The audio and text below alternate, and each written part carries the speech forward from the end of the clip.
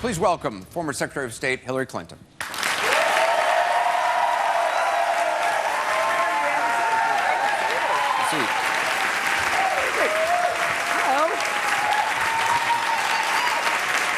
Welcome.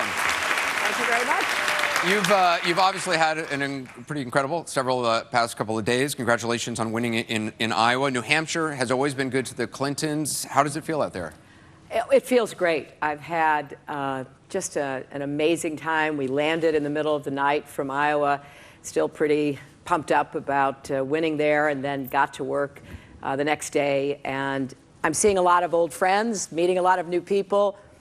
I have an uphill climb, and I'm going to climb as high and hard as I can because I want to make my case to the people of New Hampshire. As you said, they're people that I feel very close to. They've been good to my husband, to me, my family. But what's most important is the First in the Nation primary. It truly is a great opportunity to get out there, explain what you want to do as president, present your ideas, and get vetted by the people of New Hampshire. Bernie Sanders just a short time ago said he is the underdog here.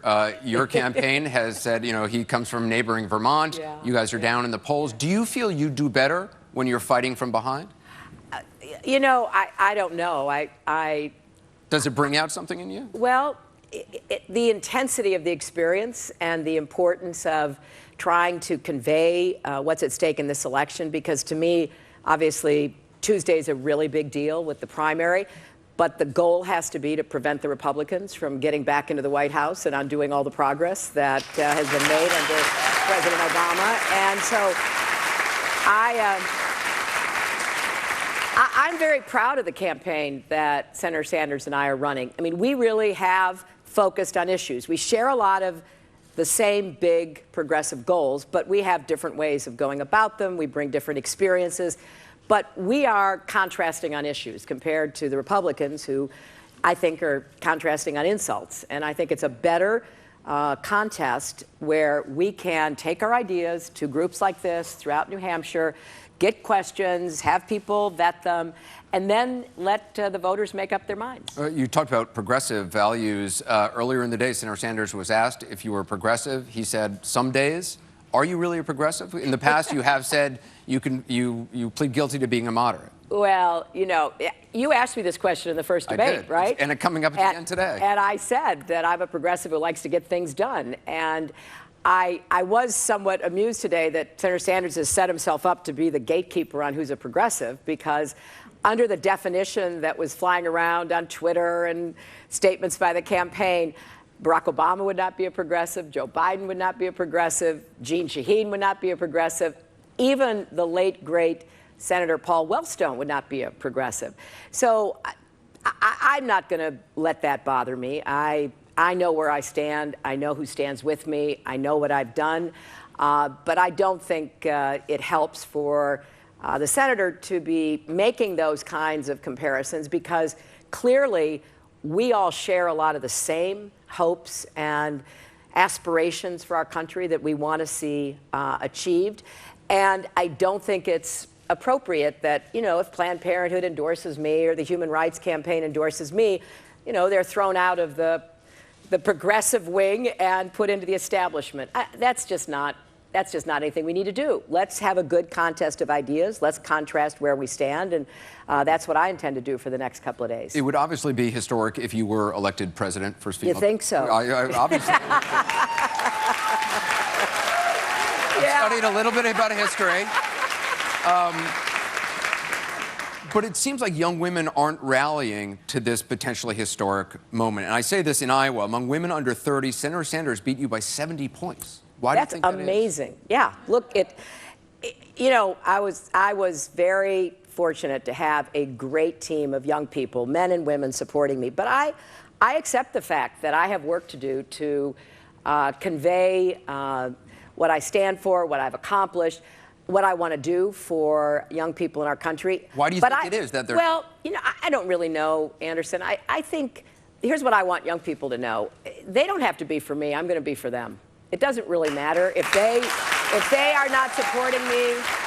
I will be their president. I will do everything I can to give them the opportunities they deserve. As I speak with young people across the country, in Iowa, New Hampshire, and elsewhere, I do sense this real feeling of being somehow disadvantaged, put on the wrong side of American opportunity. And I understand that. I mean, the student debt problems, the feeling that the jobs that are out there are not producing the kind of income or opportunity that young people believe they should be able to get.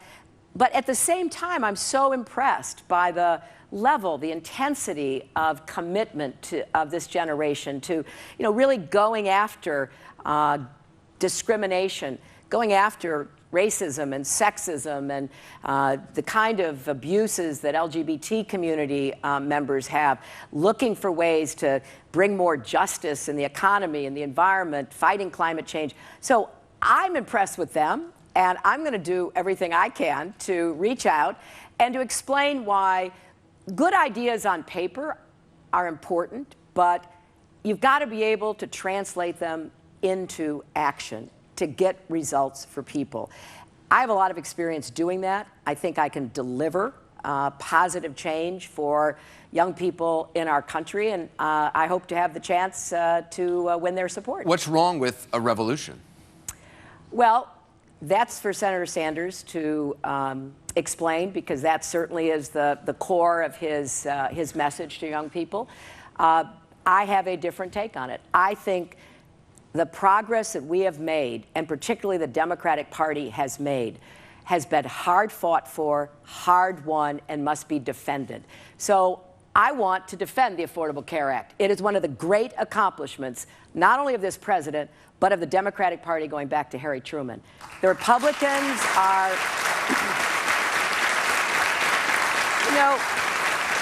the Republicans are determined to repeal it, and they've tried 62 times. Just to turn it back to the insurance companies. Senator Sanders and I share the same goal. We want to get to universal health care coverage. Before it was called Obamacare, it was called Hillary Care, as you remember. I remember. I fought really hard. The insurance companies and the drug companies spent millions against me. I know what it's like to go up against the status quo and special interests. So when President Obama succeeded, I was thrilled. I don't agree with Senator Sanders that we should start over, that we should throw our country into a contentious national debate about health care again. We're at 90% coverage. I'm going to fix what needs to be fixed. We're going to move from 90 to 100, which is a lot easier to get to than starting at 0 to get to 100. So we have a difference, and I think that is important. I want you to meet some of the folks in our audience. Sure. This is Dave Scannell. He's a high school English teacher from Manchester. He says he's undecided. David? Hi, Dave. Hi, Secretary Clinton. You, the next president, will have as many as 3 Supreme Court appointments to make. Right. I'm wondering, beyond abortion, are there any issues on which you would impose or assert a litmus test? And if your answer is no, aren't certain critical issues like marriage equality, campaign finance, just so vital to what we believe in as Democrats that you would have to know the answer as to how these justices would rule before you make the nomination? Well, I'll tell you what, Dave, I do have a litmus test. I have a bunch of litmus tests, because I agree with you. The next president could get as many as 3 appointments. One of the many reasons why we can't turn the White House over to the Republicans again is because of the Supreme Court. I'm looking for people who understand the way the real world works, who don't have a knee-jerk reaction to support business, to support the idea that, money is speech, that gutted the Voting Rights Act. I voted for the reauthorization of the Voting Rights Act when I was in the Senate. It passed 98-0, based on a very extensive set of hearings and research. Supreme Court comes along, they substitute their judgment for the Congress, signed by George W. Bush. That is one of our problems. They have a view that I just fundamentally disagree with about what the way we have to keep the balance of power in our society is. So they have given way too much power to corporations. They have given Citizens United the biggest gift to the Koch brothers, Karl Rove, and all of those folks whose values I don't share. and who are doing everything they can to try to turn the clock back. We have to preserve marriage equality. We have to go further to end discrimination against the LGBT community. We've got to make sure to preserve Roe v. Wade, not let it be nibbled away or repealed. We've got work to do, and here's how I think about it, because when I was a senator, I had to vote on Supreme Court justices. I'm looking for people who are rooted in the real world, who know that part of the genius of our system, both economic and government, is this balance of power. If it gets too far out of whack so that business has too much power, any branch of the government has too much power, the delicate balance that makes up our political system and the broad-based prosperity we should be working for in our economy is the worst off for it. So I have very strong feelings about what I'll be looking for if I am given the honor of appointing somebody to the Supreme Court. Secretary, I want you to meet, this is Jim Kinhan. He's a Democrat who says he is supporting you. Hello, Madam Secretary. Very pleased to see you. This may come a little bit from right field, it may seem, but it's very personal to me and resonates probably with many other people who are elderly dealing with health issues. The question is coming from me as a person who is walking with colon cancer. And I'm walking with colon cancer with the word terminal very much in my vocabulary, comfortably and spiritually. But I wonder what leadership you could offer within an executive role that might help advance the respectful conversation that is needed around this personal choice that people may make as we age and deal with health issues or be the caregivers of those people to help enhance their end of life with dignity. Well, first of all, thank you for being here. Thank you so much for being part of this great New Hampshire primary process, and thank you for your support. And I really appreciate your asking the question. I have to tell you, this is the first time I've been asked that question. I figured that. Yes, I really, Maybe any candidate. And I thank you for it, because we need to have a conversation in our country. There are states, as you know, yes, that are moving to open up the opportunity without criminal liability for people to make this decision in consultation by their families, even in some cases with medical professionals. But the issue is whether the medical professionals want to be involved or just be counselors. So it is a crucial issue that people deserve to understand from their own ethical, religious, faith-based perspective. So here's how I think about it. I want, as president, to try to catalyze that debate, because I believe you're right. This is going to become an issue more and more often. We are, on the good side, having many people live longer, but often then with very serious illnesses that they can be sustained on, but at some point don't want to continue with the challenges that poses. So I don't have any easy or glib answer for you. I think I would want to really immerse myself in the ethical writings, the health writings, the scientific writings, the religious writings. I know some other countries, the Netherlands and others, have a quite open approach. I'd like to know what their experience has been, because we have to be sure that nobody is coerced, nobody's under duress, and that is a difficult line to draw. So I thank you. I thank you so much for raising this really important, absolutely critical question that we're all going to have to do some thinking about. Thank you. Thank you.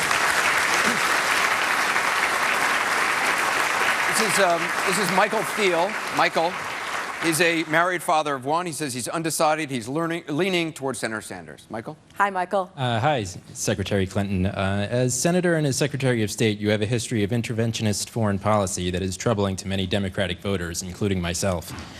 As a voter who is opposed to the United States being the world's policeman, can you assure me that as president you would not expand our military involvement abroad? No, I can't, Michael.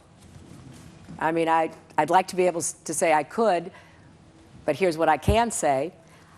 I have learned and have been, really in the crucible of making a lot of hard decisions over the last years. And military force must always be a last resort, not a first choice.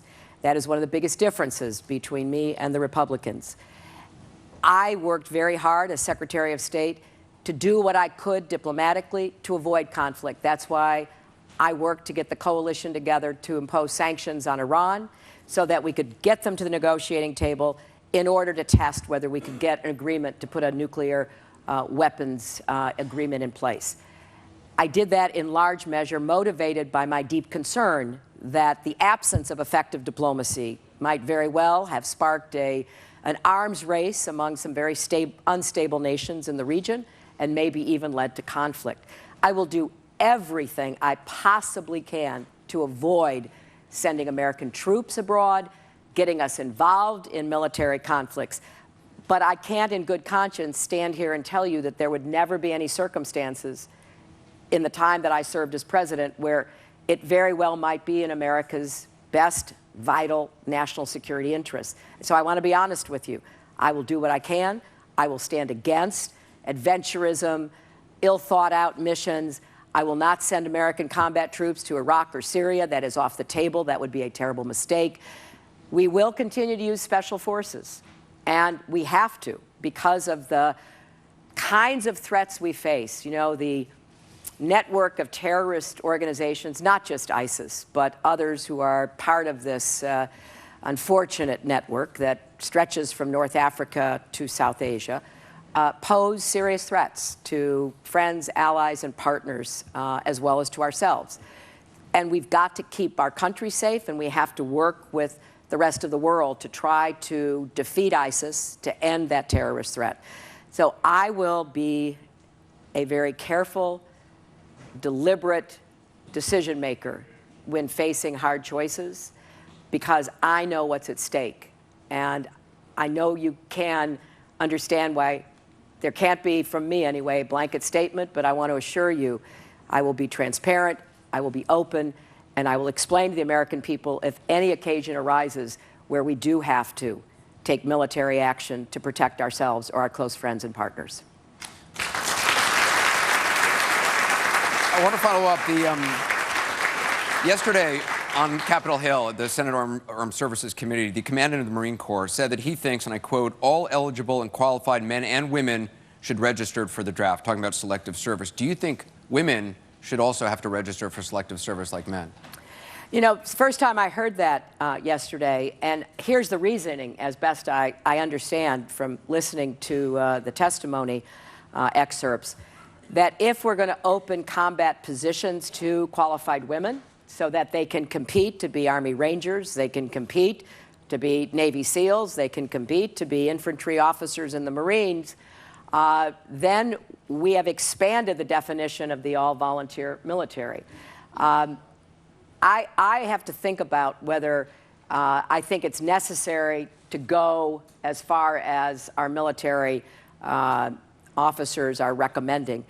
From my perspective, the all-volunteer military has worked, and we should not do anything that undermines it because it has provided a solid core of people who are willing to serve our country. The idea of having everybody register concerns me a little bit unless we have a better idea of where that's going to come out. Where I want people to register, I want every young person to register at the age of 18 to be able to vote automatically. And I think if we had a system like that, I would be very pleased about it. I have a hard time imagining the kind of national emergency that would require the use of the Selective Service system. So I just have to be better informed about why they're making this recommendation. I want you to meet Rebecca Hutchinson. She's a former state representative in New Hampshire. She says she's undecided, and she's got a question for you. Hi, Rebecca. Hi, thank you. I feel in a way I sort of have a follow-up to the previous question. You clearly have very impressive foreign policy experience, and I've heard you point out to us that President Obama chose you and trusted you to be his Secretary of State. But I get stuck when I think about you voted for the Iraq War, which you now say was a mistake. What have you learned since that vote that could give me confidence that you wouldn't make a mistake of that magnitude again? Oh, I think that's a very fair question. You know, I did make a mistake, and I admitted that I made a mistake, and in large measure, that mistake really arose from the Bush administration's approach to what they thought they could accomplish in Iraq, the very explicit appeal that President Bush made before announcing the invasion that getting that vote would be a strong piece of leverage in order to finish the inspections. And he made that comment. And the UN inspector, Hans Blick, said, "Give us the time, we will find out. Give us the hammer over their head, namely the vote, and we will be able to find out what they still have in terms of WMD." And the Bush administration didn't give him the time. And that was a breach of faith, in my view. But, you know, I gave him the vote in large measure because I thought that would give us the time and we would find out. Short of invasion, turned out not to be, and I really regret that that's the way President Bush proceeded. That would not be something you would have to worry about with me. If I tell you we're going to do diplomacy, we're going to hang tough, we're going to get answers, that's exactly what we will do. I want you to meet Sean Burke. He's a Democrat from Derry. He says he is a supporter of yours. Sean? Hi, Sean. Hey, once you become the nominee and get elected, how are you going to defend yourself against right-wing attacks? Well, Sean, I've had a lot of practice.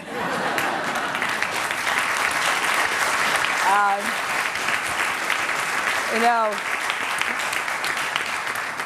I could laugh up here, but it's not easy. It is a brutal experience. And when it first started happening to me back in the early 90s when I was working on health care, and, you know, I was just unrecognizable to myself, what talk radio was saying, what Republican members of Congress and their allies were saying. I was just stunned. I could not understand how they got away with it. And I have had to learn to take criticism seriously, but not personally. And by that, I mean this. The very fair question from Rebecca. People ask you questions or criticize you. Think about it seriously. There are lessons to be learned, often from people who don't agree with you. But don't take it personally so that it just paralyzes you, literally stops you in your tracks. And so now that I've been through this for so many years, Sean, my understanding of the political tactics that the other side uses is pretty well versed. They play to keep. They play to destroy. They are constantly doing whatever they can to win. And they have a history now going back, 35, 36 years of going after people who they believe they can't otherwise stop unless they engage in negative attacks. So right now, for example, a couple of hedge fund billionaires have started a super PAC to run ads against me. Karl Rove has solicited money from Wall Street to run ads against me. I view that as perversely flattering because clearly they know I mean what I say, and I will do what I say, and I will stand in their way, and I will stop them from perpetuating an agenda on America that is bad for our democracy, bad for our economy, bad for our society. So I know I have to keep defending against them, but I'm the one who has the experience to do that. It's unlike anything you've ever gone through to be the subject of tens of millions of dollars of untrue, terrible attacks. And now the Koch brothers say they're going to spend $750 million to defeat the Democratic nominee. I'm still standing, and I will be standing, so don't worry about that.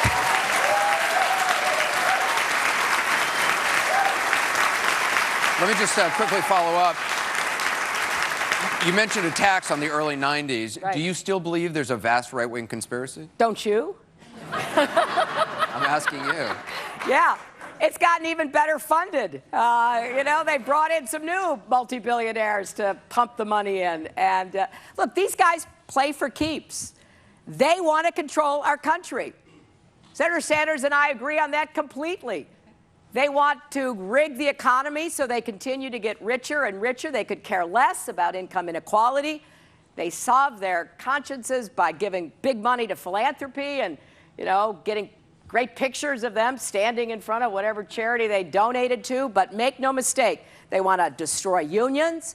They want to go after any economic interests that they don't believe they can control. They want to destroy our balance of power. They want to go after our political system and fill it with people who will do their bidding. I said today in Dover, you know, I don't think all of the Republican candidates are so ill-informed about climate change that they say they don't know because they're not scientists. They're just doing the bidding of the Koch brothers. They're told, don't you dare say climate change is real because we're in the fossil fuel business. So this is exactly what they are up to. And yes, it is probably, look, at this point, it's probably not correct to say it's a conspiracy because it's out in the open. You know, there is no doubt about what they're doing and who the players are and what they're trying to achieve. And, you know, they're shopping among the Republican candidates to figure out who among them will most likely do their bidding. So just know what we're up against because it's real and we're going to beat it. But it's going to take everybody working together.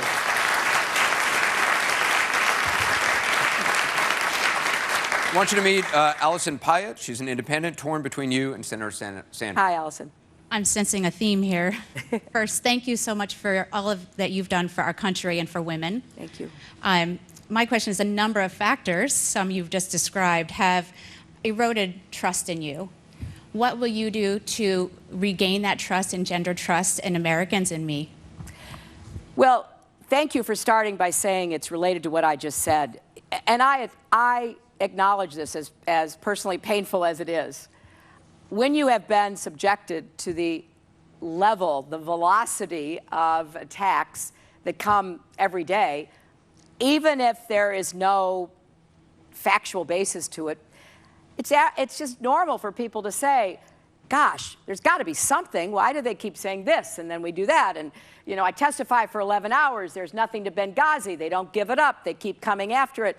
So I know that I have to really demonstrate as clearly as I can who I am, what I stand for, and what I've always done. I've always been guided by the same values. I have always listened to people, and I've always worked as hard as I could to produce results for people. So when I ran for the Senate the first time, and I was out there and, you know, people were barraging. I was running first against Rudy Giuliani and all of that, and I was able to just keep going and tell people, here's who I am, here's what I do, I want to do this with you, and I won. And then 6 years later, when I ran, I got a higher percentage. And then I did have, as you all remember, a really tough campaign against then Senator Obama. We saw each other very up close and personal. And he wins and turns and asks me to be his Secretary of State because he trusts me, he trusts my judgment, he trusts my experience. So all I can do is to just get up every day and work to do what I believe our country needs, find ways to help people, whether it's on mental health or addiction or autism or student loans, whatever it might be. And I trust the American people. I trust the people of New Hampshire to see my lifetime of work and service and to sort out all of the static and to know that I will work my heart out for you. And that's what I hope you will understand.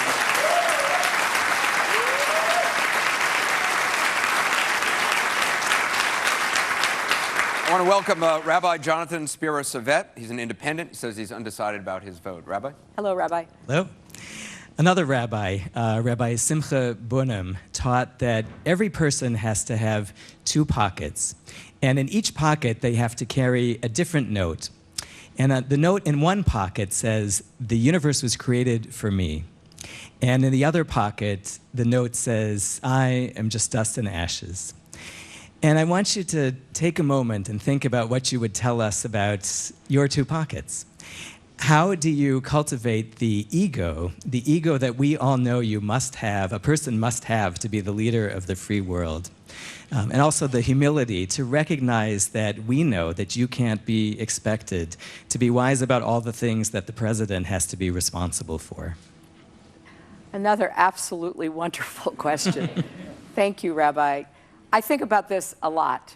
I feel very fortunate that I am a person of faith, that I was raised in my church, and that I have had to deal and struggle with a lot of these issues about ambition and humility, about service and self-gratification, all of the human questions that all of us deal with. But when you put yourself out into the public arena, I think it's incumbent upon you to be as self-conscious as possible. This is hard for me. I never thought I'd be standing on a stage here asking people to vote for me for president. I always wanted to be of service. I met my husband, who was such a natural, knew exactly what he wanted to do. I was happy to support him while I worked in the Children's Defense Fund and legal services and taught law and, had our daughter. I never thought I would do this. And so I have had to come to grips with how much more difficult it often is for me to talk about myself than to talk about what I want to do for other people, or to tell stories about, the man I met in Rochester whose AIDS medicine is no longer affordable. And that can grip me and make me feel like there's something I can do about that.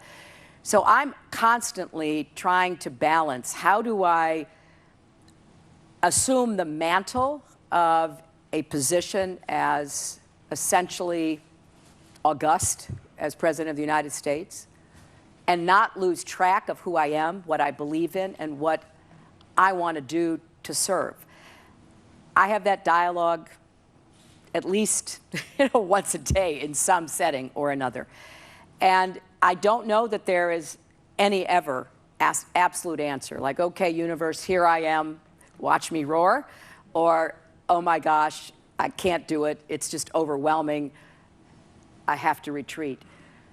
It's that balance that I keep to try to find in my life, that I want to see back in our country. And it will be something that I continue to talk about with a group of faith advisors who are close to me. I get a scripture lesson every morning from a minister that I have a really close personal relationship with. And, it just gets me grounded. He gets up really early, send it to me, so, there it is in my inbox at 5 a.m. I have friends who are rabbis who send me notes, give me readings that are going to be discussed in services. So I really appreciate all that incoming. And the final thing I would say, because, again, it's not anything I've ever talked about this much publicly, everybody knows I have lived a very public life for the last 25 or so years. And so I've had to be in public dealing with some very difficult issues, and personal issues, political, public issues. And I read a treatment of the prodigal son parable by the Jesuit Henri Nouwen, who I think is a magnificent writer of spiritual and theological concerns. And I read that parable, and there was a line in it that became just a lifeline for me. And it basically is practice the discipline of gratitude. So regardless of how hard the days are, how difficult the decisions are, be grateful. Be grateful for being a human being part of the universe. Be grateful for your limitations. Know that you have to reach out to have more people be with you, to support you, to advise you. Listen to your critics. answer the questions, but at the end, be grateful. Practice the discipline of gratitude, and that has helped me enormously. We're going to have more questions from the audience for Secretary Clinton when we come back. And welcome back to the CNN Democratic Presidential Town Hall at the Derry Opera House in New Hampshire. We are here with former Secretary of State Hillary Clinton. I want to play a piece of video from Senator Sanders the other night in Iowa after the votes came in and get you to respond. Okay. We do not represent the interests of the billionaire class, Wall Street, or corporate America. We don't want their money. We will. And I am very proud to tell you that we are the only candidate on the Democratic side without a super PAC.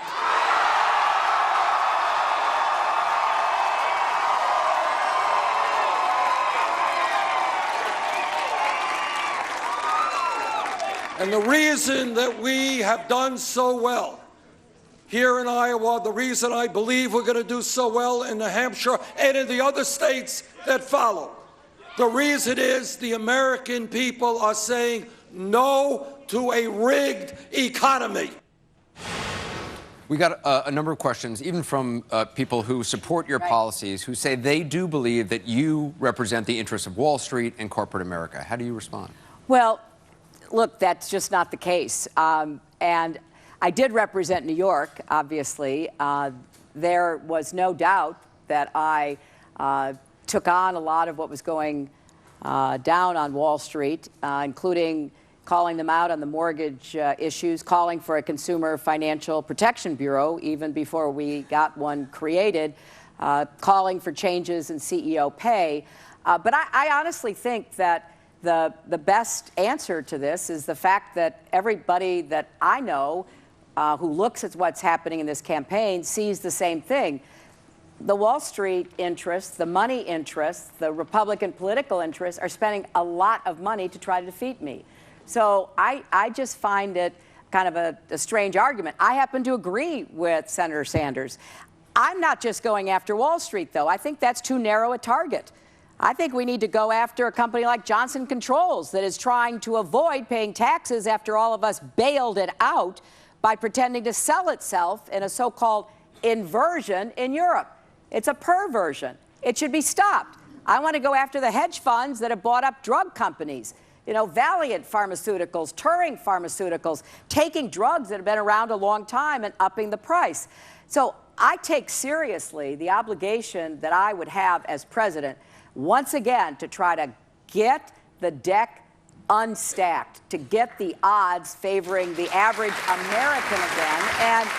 But I just have to respectfully say, I think Senator Sanders' target is too small.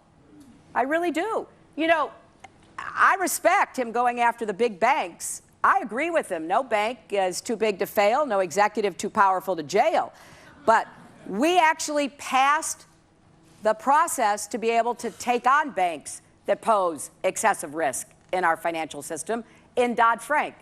So let's know the next president has to implement but doesn't have to achieve that. Here's what I want to do.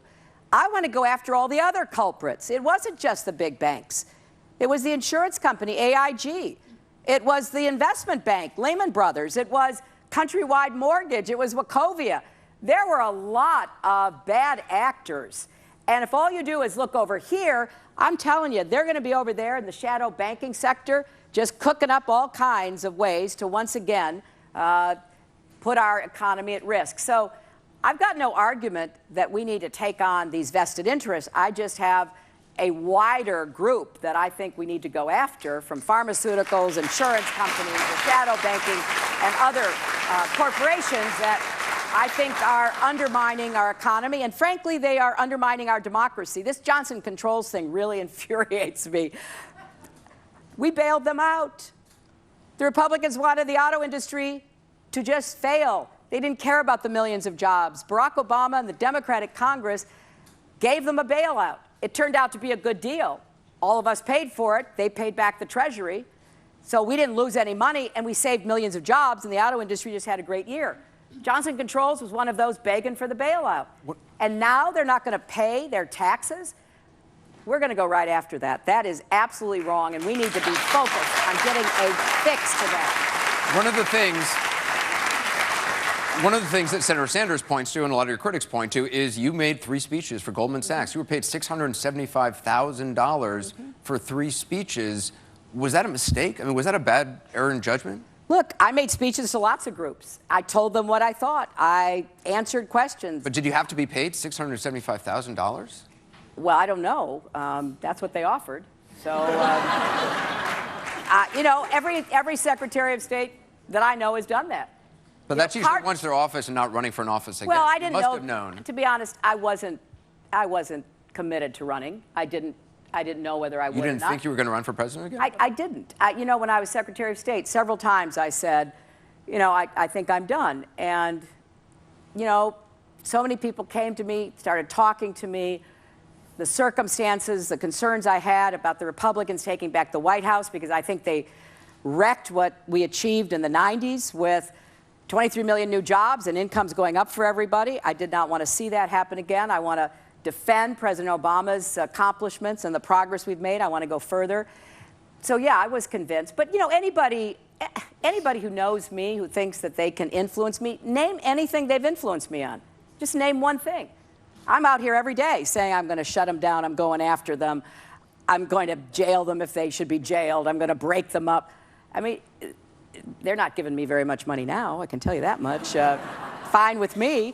I'm proud to have 90% of my donations from small donors and 60%, the highest ever from women, which I'm really, really proud of.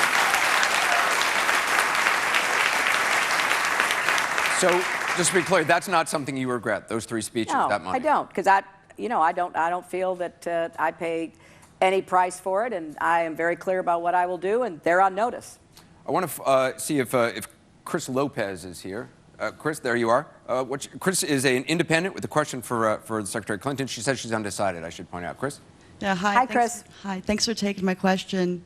I see a lot of hypocrisy in this country when I have a really hard time getting the medicine I need, and yet it's really easy to get alcohol.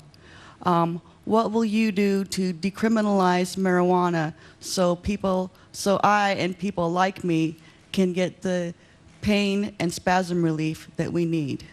I will do a lot, Chris, because we have an opportunity to do much more with respect to research into marijuana, what it can do to help people with the kinds of conditions you've just briefly described.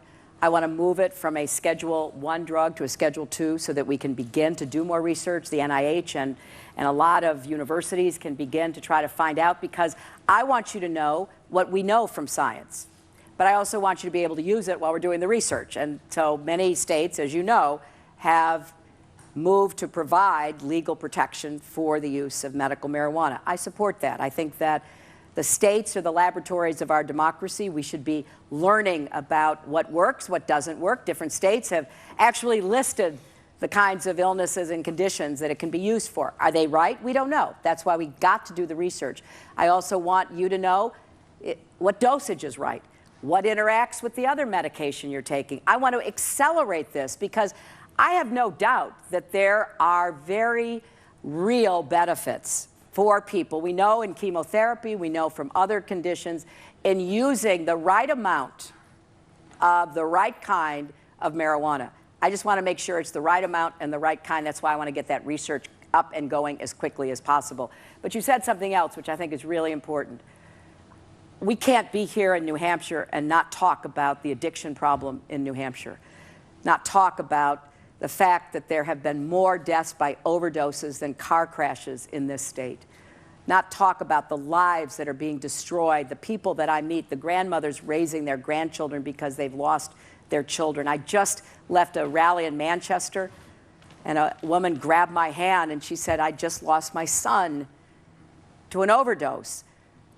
So I have been working with elected officials like Senator Shaheen, like Governor Hassan, like Governor Shumlin of Vermont, who supports me, to try to figure out how do we put together a new approach, a new law enforcement approach, so that first-time, low-level drug users are not sent to jail But instead, we have more treatment and recovery programs. There are 23 million people who need help in our country, both alcohol and drugs.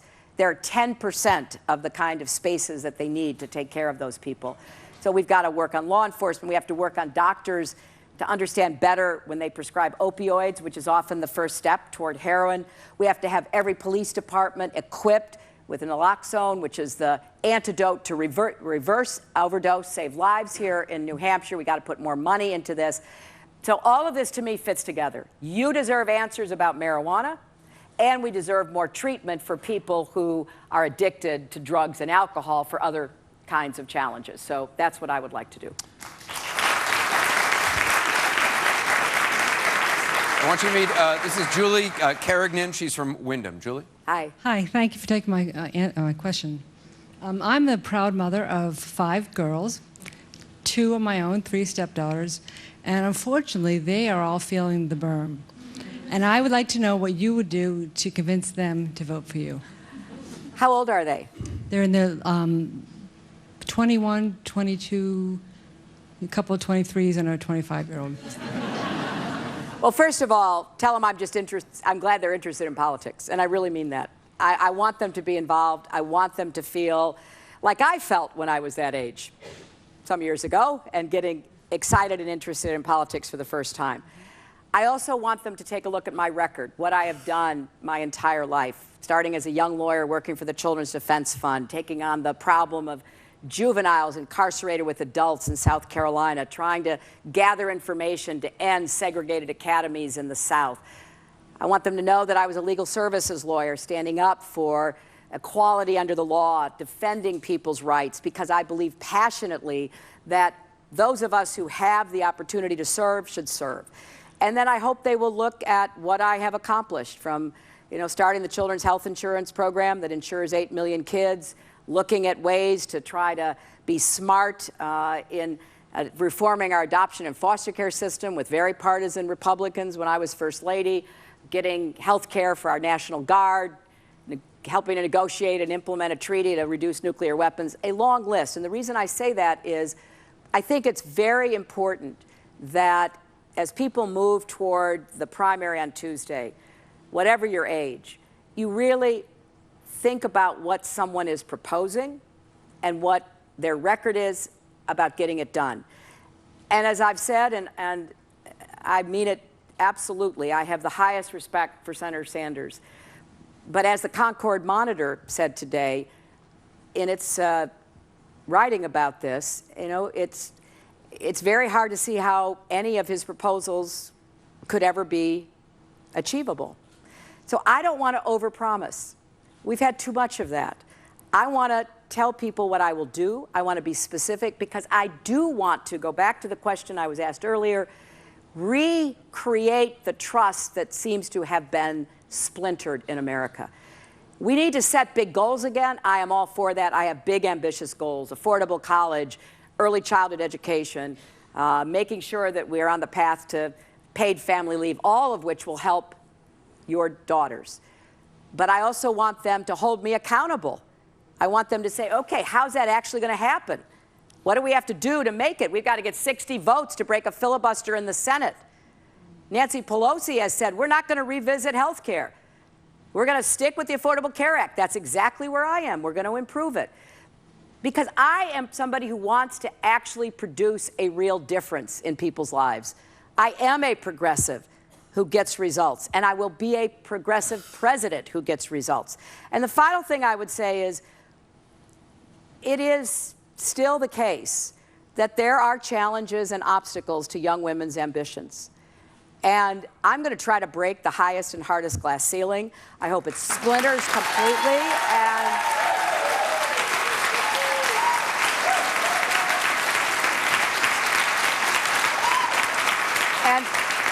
And I hope for your daughters, it opens doors that might not be open right now, regardless of whether any of them ever do anything politically, but in their lives, their professions, how they're treated. I hope it does give them more of a sense of empowerment. That's what I want for my daughter and my amazing granddaughter, and that's what I want for your daughters. Actually, Secretary Clinton, Just as we did with Senator Sanders, we've talked about a lot of important policy issues. I just want to ask kind of a couple of personal questions just for voters to get... You don't think they know everything? Well, I don't know. We'll see. We'll see about that. It's interesting to me. I mean, you have, as you said, you have been one of the most famous women in the world now for decades. You have no anonymity. If you could be anonymous for just one day, what would you do? Well, I used to do this in the White House. And, you know, I would put on a baseball cap and sunglasses and, you know, sweatpants and a sweatshirt and pull my hair back. And I would go walk, and I would tell the Secret Service they had to wear casual clothes, they had to take the things out of their ears, they had to look like they were just tourists. I had the best time. You know, I would end up over on the mall sometimes walking around, and a family would come up and say, "Would you mind taking our picture in front of the White House?" I'd be happy to. Here, why don't you go? So, you know, there's nothing I like better than to be anonymous, as hard as that is to achieve. So I would spend the day, you know, out in nature, taking a long walk, walking through one of the beautiful towns here in New Hampshire, stopping in a cafe, stopping in a bookstore, you know, maybe calling some of my friends, some of whom are here tonight, and say, "Don't tell anybody, but meet me, you know, there." That's what I want to do, and it's what I get the great joy out of. I am so fortunate that I still have my friends from grade school and every other phase of my life, and they keep me grounded, they keep me honest, they deflate my head, they deal with the universe in one pocket and the dust and ashes in the other. So anytime I get to spend time with them, and then of course it would have to end with seeing my granddaughter, because that's the creme de resistance of What does any she day. call you? She calls me Grandma. Grandma.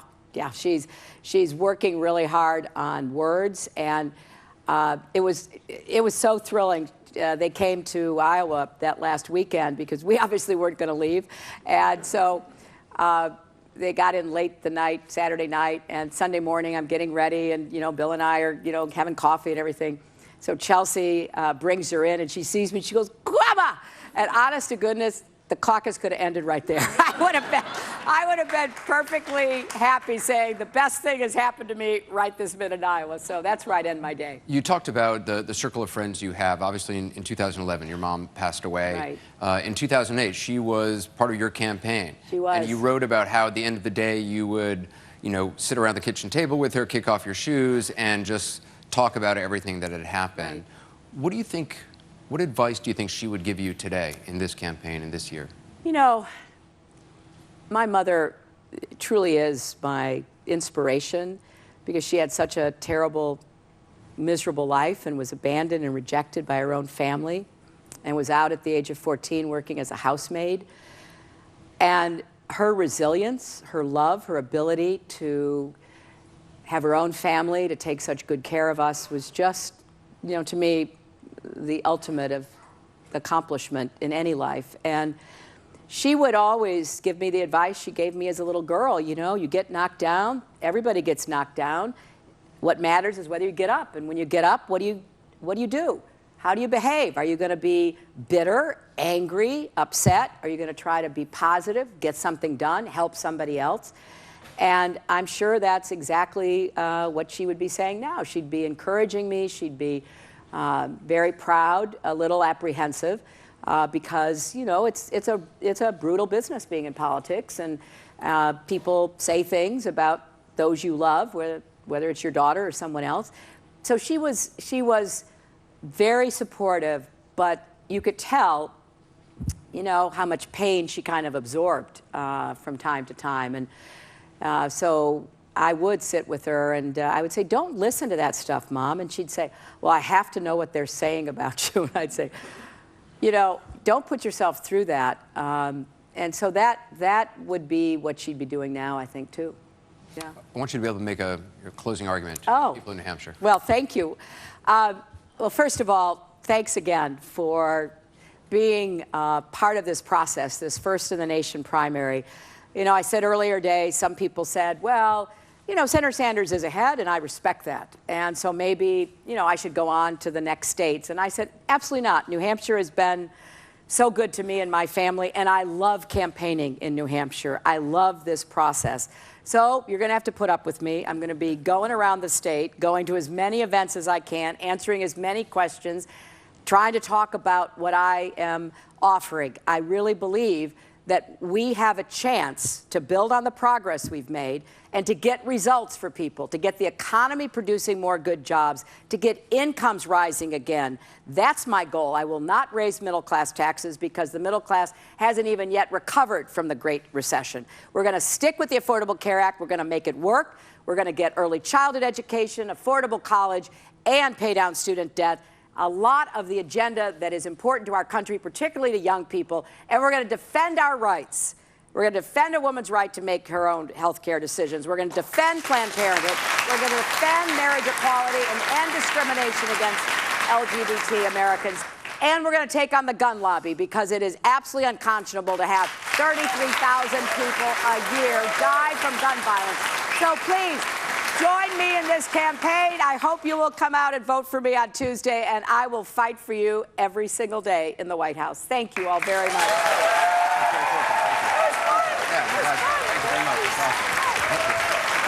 I want to thank both candidates for coming tonight, the voters for being here and asking such amazing questions, and the viewers at home. I also want to thank everybody with the Barry Opera House for their hospitality with the New Hampshire primary now just days away.